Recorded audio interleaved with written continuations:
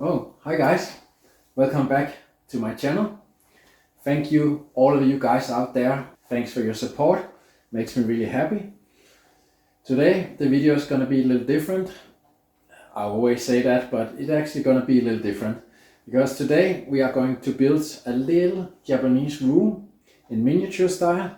So I'm gonna create for you guys a Japanese room. So sit back, relax and enjoy the journey, guys. Thank you so much.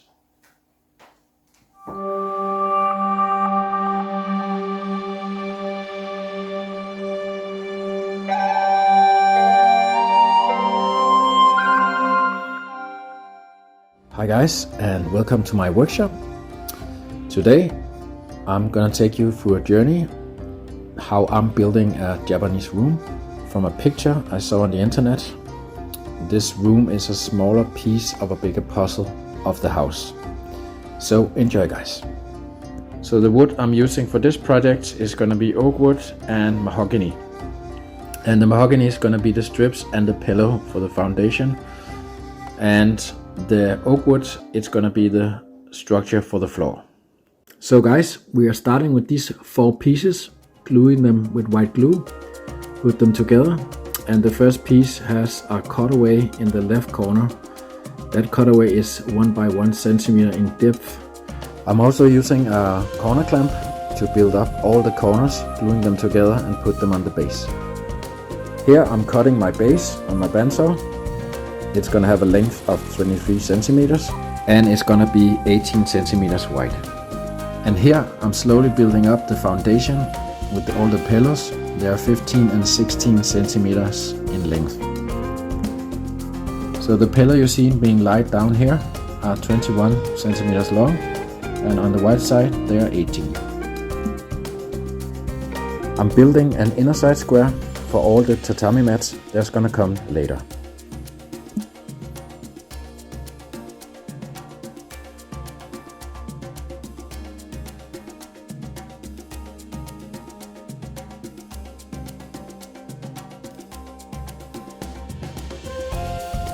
Now the bottom section is finished and we are going to move up and start building on the top.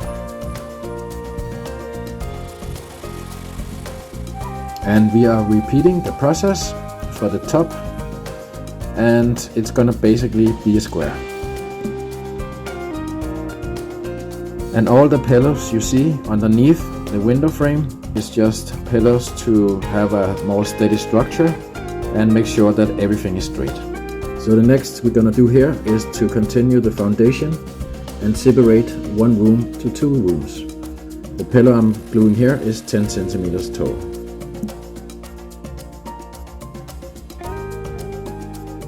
And these small pieces I'm putting in now are 2 centimeters tall, and we're gonna put them 5 places to separate the windows.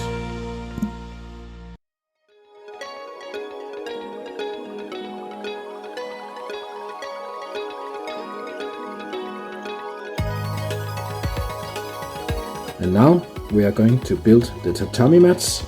I used an old fabric that's been used to create a canvas to paint on.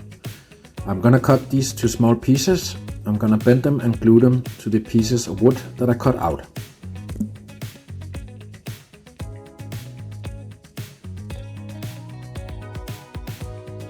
I'm gonna use the scissor to cut up the corners so it's easier for me to bend the corners and glue them. We are gonna make 10 of total.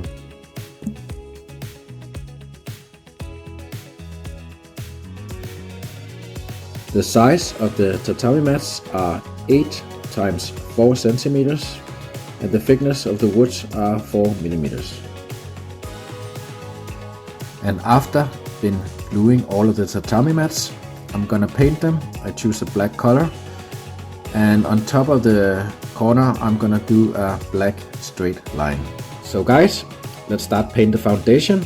I choose to go with Vallejo paint because they are really consistent and also really nice in the color. I use a dark brown color. I mix it with some black wash and paint thinner. And now we are going to build the wall for the back end of the room. I'm gonna build it up with some strips. There is 3.2 millimeters thick. I'm gonna glue them together and then I'm gonna paint them. On the strips I'm using Mod Podge. Mod Podge is a product. There is little like white glue and lacquer, so it gets really hard and really steady.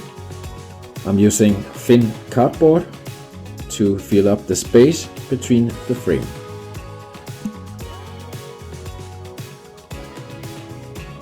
Here I'm building the fireplace for the tea to stand, and we're gonna place it in the middle of the floor. And in both ends I'm gonna make some handles. The size of the fireplace is 2.3 times 2.8 centimeters. The piece of wood that I decided to use on top of the fireplace is a piece of mahogany. It's measuring 2.8 times 3.2 centimeters. I'm gonna sand it and then I'm gonna cut it.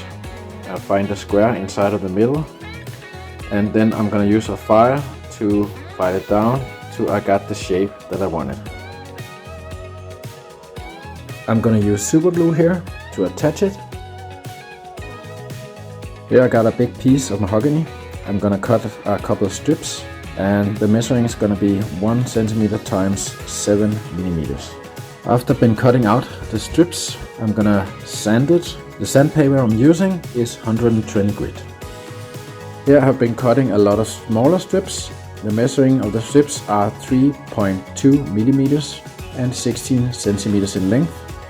We are going to use them as gluing on top of the strips, and they are going to be used as the track for the sliding doors. These tracks turned out really nice. So guys, 6 of them. Let's start glue them to the bottom and the top.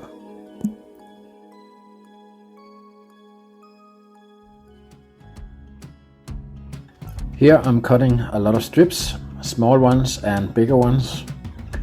We are going to create the doors for the tracks, the sliding doors, and they are going to be 4 centimeters wide and 10 centimeters tall. We are going to create 4 doors for the start. I'm using a metal frame with a little higher edge. We're gonna do a normal size frame and then a smaller frame. These small squares I cut out for the doors are 2.5 centimeters tall and 4 centimeters wide and are 2 millimeters thick.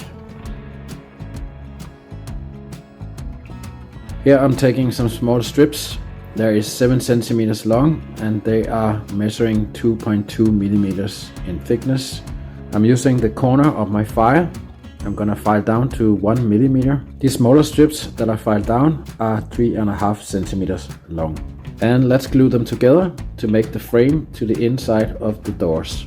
I'm using a toothpick with some white glue. And after assembling, I'm going to start painting them. I'm using the same Vallejo paint that I use for the structure. I continue with the paint, and we also need to paint the fireplace, and I'm finishing it with dabbing it with a paper towel. And here we are assembling the last of the 3 doors that's going to be on the right side of the building. I choose to go with mahogany wood because of the strength, and choose to make them wider as 5 centimeters. And the measuring is 10 centimeters tall, 4.7 centimeters wide and 1.5 millimeters thick. And here I'm going to cut out some Japanese paper that I got from my local hobby shop, and we are going to place it on all of the frames into the doors. I'm also using the papers to fill out the space in the windows in the top of the structure. So let's start building the small lanterns. I choose to go with mahogany wood, 1 by 1 centimeters, and each corner is cut away by 2 by 2 millimeters. Cutting strips 2 centimeters, and they are measuring 2.2 millimeters. Here I'm gonna sand it with 180 grit sandpaper. After, we are going to use a file. We're going to file it, then we're gonna cut a hole in the middle and file that up to a bigger hole.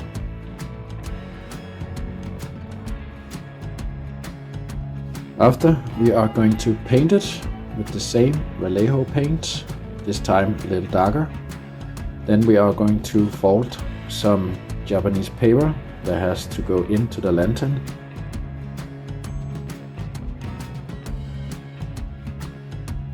Then we are going to glue the bottom with some Mod Podge using a toothpick.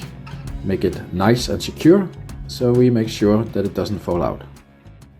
And now guys, for the real time-consuming work, we are going to cut some pillars of 1 by 1 centimeters and 18 centimeters in length.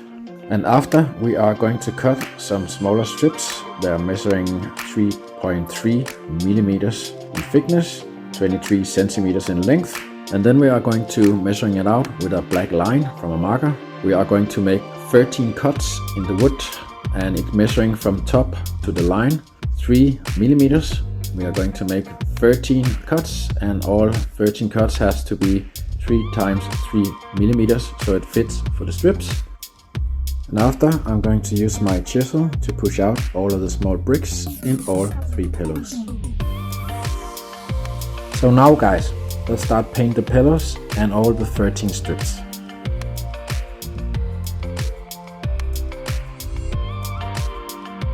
After the paint have dried, we are going to glue the pillars on top of the structure, plus all the 13 strips. I'm going to use super glue and white glue. After gluing the pillars in place, I'm going to use some paint on all the spots that have been sanded down. And now, let's glue all of these 13 strips, and I'm going to use some aluminum counterweight to keep it in place. Now moving on to the lamp that has to sit in the ceiling. I cut 16 small pieces of strips. They are measuring 2.2 millimeters, and each corner are cut with 30% angle. For gluing, I'm using super glue, and I'm gonna glue all of these pieces together. For each corner, we are gluing 5 millimeters small pieces. After gluing and attaching the top of the circle, we are going to sand it.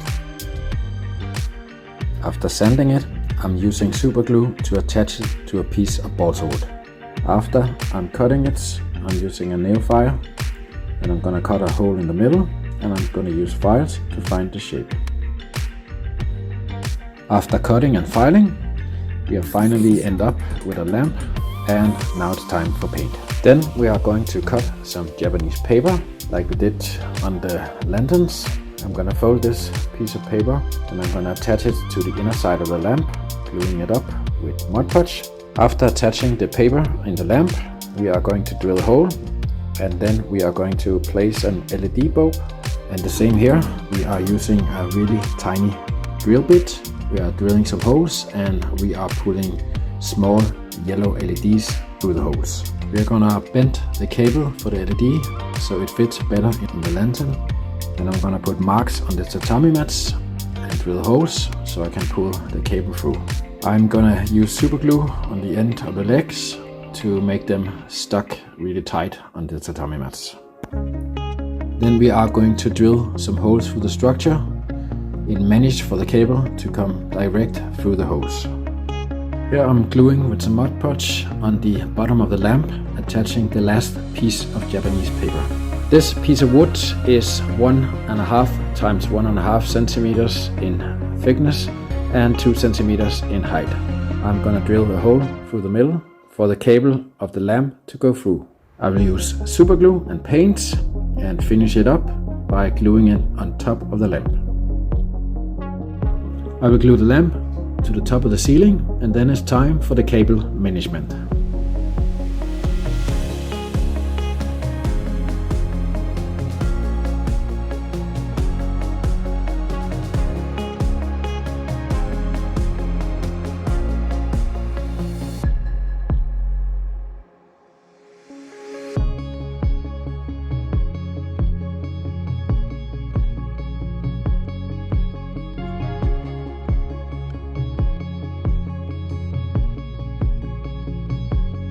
Here I'm hiding all of the cables in top of the box. Here I'm attaching a super glue.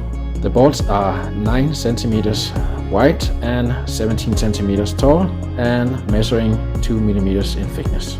I am going to brush the bolts with some water so the paint is able to be much more transparent. And for the last, I'm gonna dab it with some paper towel to soak up the paint in the areas where the paint is too thick. Hi guys, thank you for sticking with me to the end of the video. May I present to you the last piece of the puzzle, the Japanese room. If you like the things I'm doing, the things I'm creating, and you wanna help my channel grow, please leave a like, share and subscribe guys. Thank you so much. And have a wonderful day guys. Bye.